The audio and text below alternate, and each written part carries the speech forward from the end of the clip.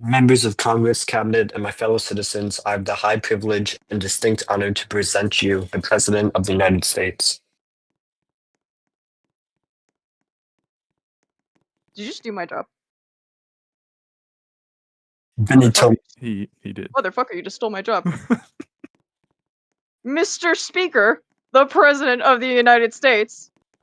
There you go. Now you can go in. Jesus fucking Christ. Lord. blame Vinny.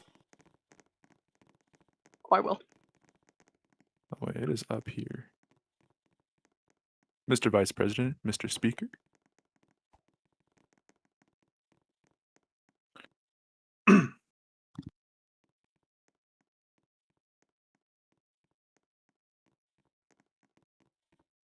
Hold on, give me 1 second.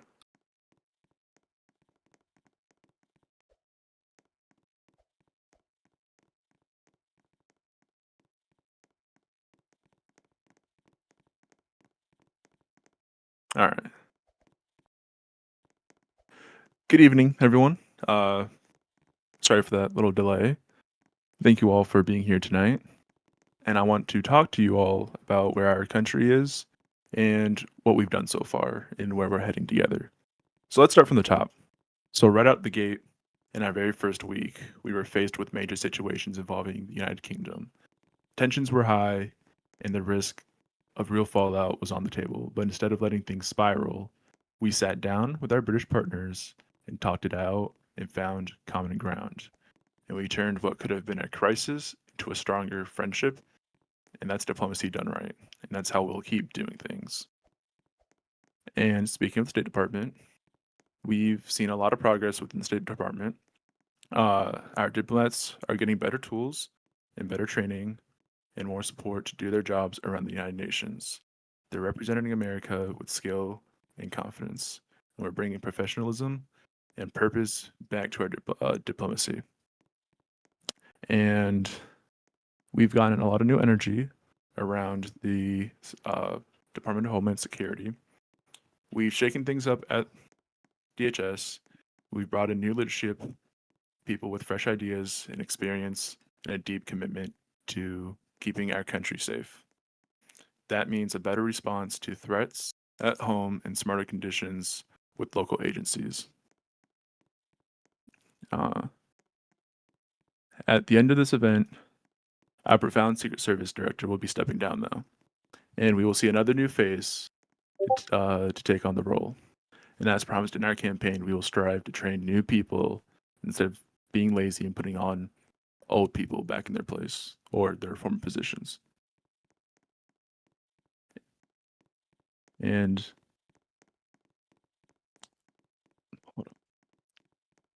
we're working with a better Congress. And let's talk about that. We're never going to agree on everything, but that doesn't mean we can't work together. We've opened up better lines of communications between the White House and the Capitol Hill. As started in last term when I was Speaker, we've held executive meetings, and that tradition has continued. I've made sure that there are more briefings and more conversations with a less political theater.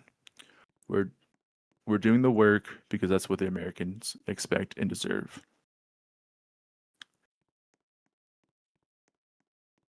And we are steadfast in upholding the rule of law. High-profile individuals, including former top officials, are being held accountable through fair and thorough prosecutions. Our legal teams are defending the administration's actions at the highest level, including a recent success in a Supreme Court with dismissal of a bill a returner claim.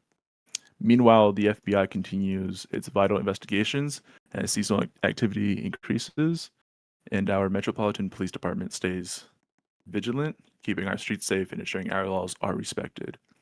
Justice, safety, and integrity remains our top priorities. Speaking of accountability, our accountability matters, which is why soon we'll be announcing a new pick for Commissioner of Federal Oversight. And this person will keep the government honest because public service should always mean public trust. Recently, we've been strengthening our military and defense. Over the past month, the Department of Defense has embarked on bold and revisionary reforms to strengthen our national defense, and elevate the might of our military. We've launched this combat efficiency initiative, a sweeping effort to bolster the operational readiness of the Marine Corps. This initiative ensures that our Marines are not only prepared to represent our nation with honor in ceremonial duties, but are also fully lethal, fully capable, and fully ready for war.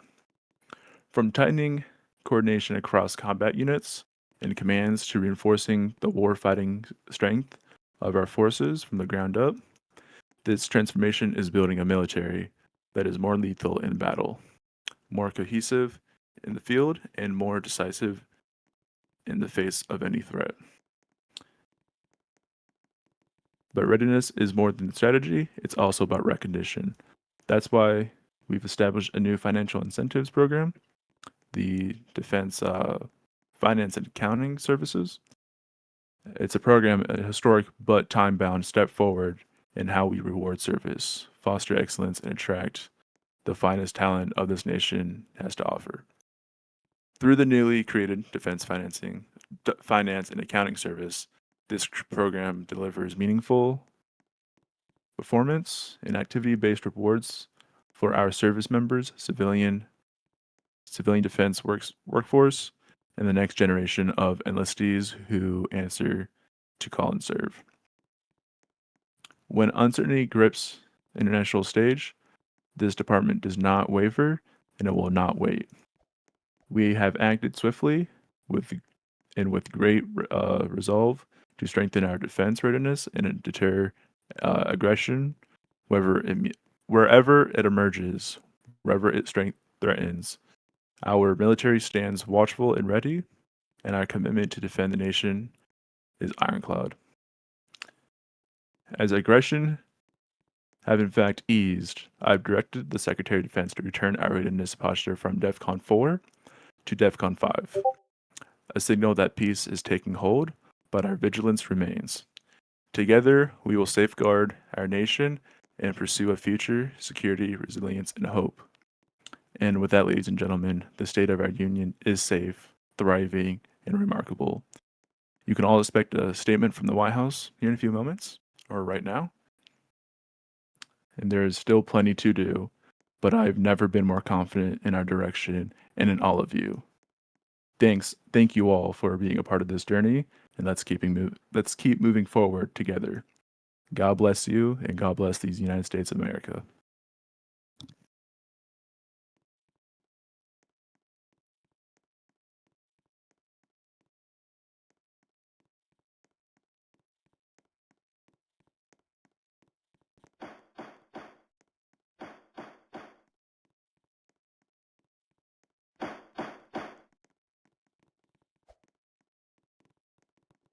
Thank you, Mr. Vice President and Mr. Speaker.